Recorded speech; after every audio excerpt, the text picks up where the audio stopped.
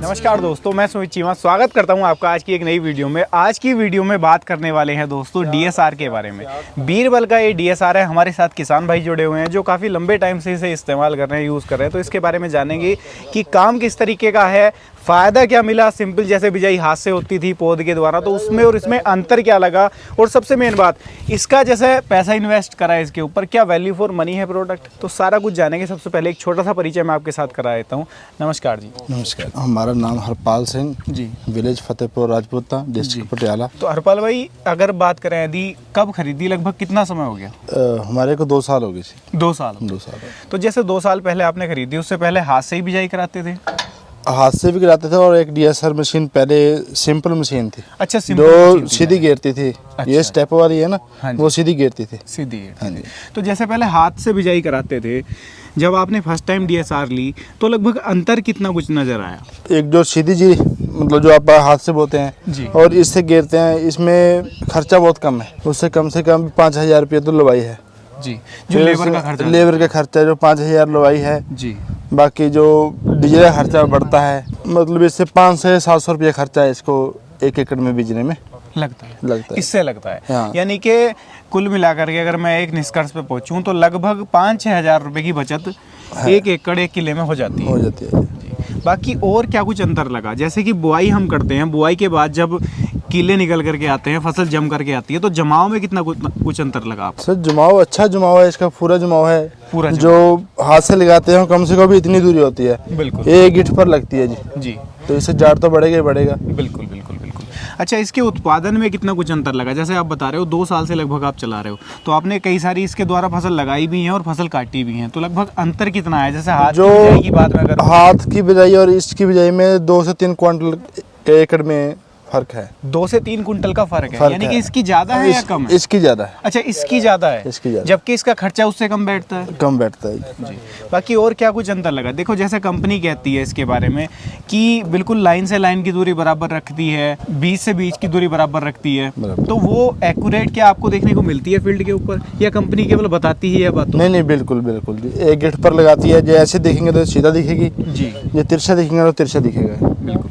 यानी कि वो जो दूरी है वो बिल्कुल मेंटेन करके चलती है। मेंटेन करती है। रख रखाव कैसा है मशीन का?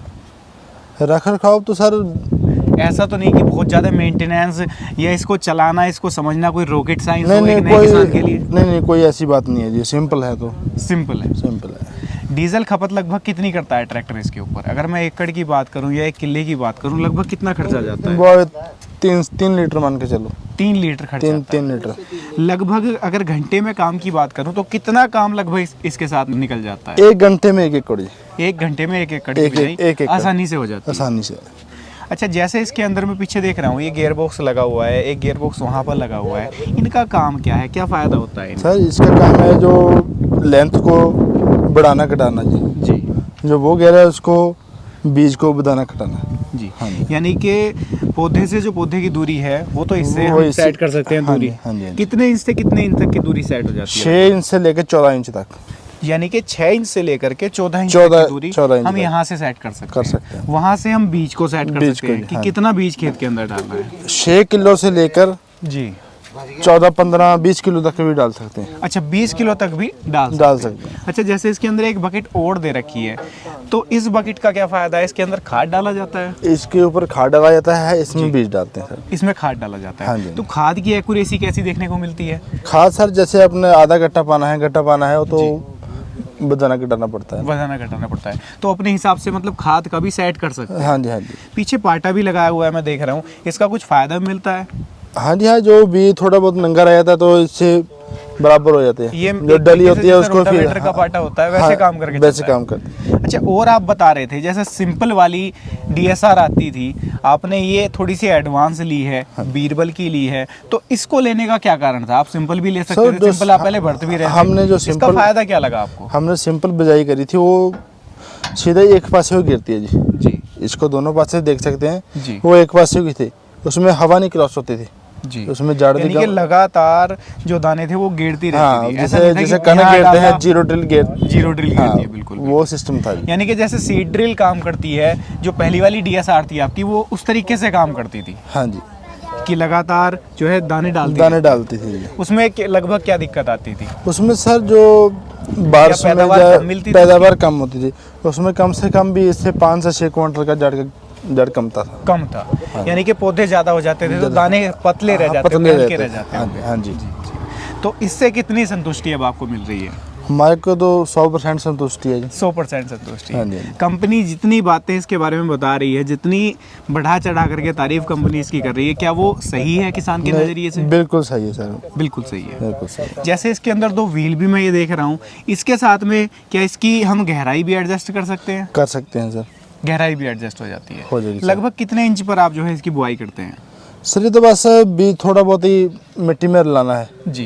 जो ज्यादा गहराई पे नहीं लेते? नहीं, ज्यादा गहराई पे लेंगे तो जमेगा नहीं, लेट उगेगा फिर। लेट उगेगा। हाँ जी।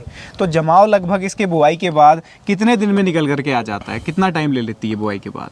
कम से कम भी सारे 1 हफ्ता तो लग जाता है। 1 हफ्ता लग 6 दिन 7 दिन लग जाता है जी।